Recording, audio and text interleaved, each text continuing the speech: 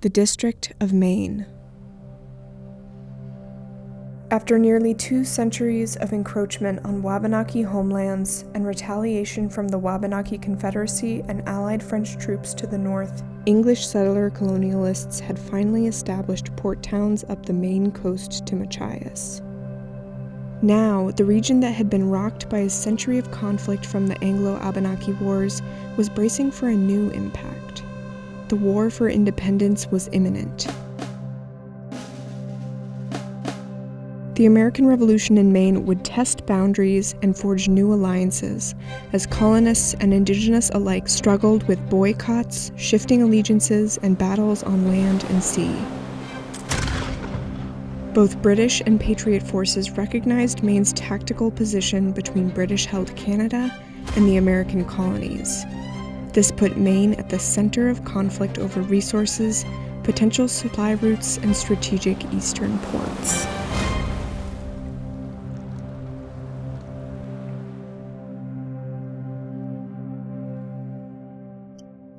For 4 years during the war, the land at the mouth of the Penobscot River was a British colony called New Ireland.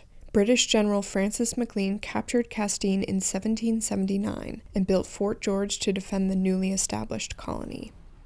Massachusetts promptly sent 43 ships, led by Commodore Dudley Saltonstall, and around 1,000 militiamen and Penobscot warriors.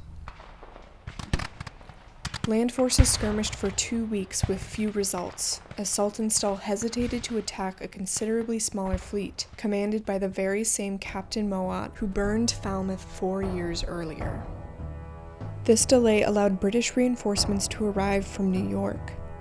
Intimidated, indecisive, and unable to escape via the sea, Saltonstall ordered a retreat up the Penobscot River.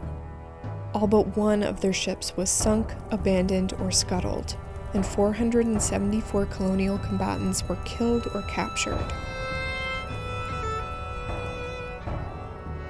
Henry Wadsworth Longfellow's grandfather, General Peleg Wadsworth, managed to organize their survivors and lead a successful retreat back to Boston.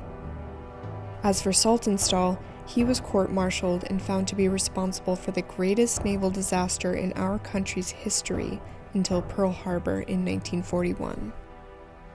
The colony of New Ireland remained until the Treaty of Paris in 1783, which officially ended the Revolutionary War.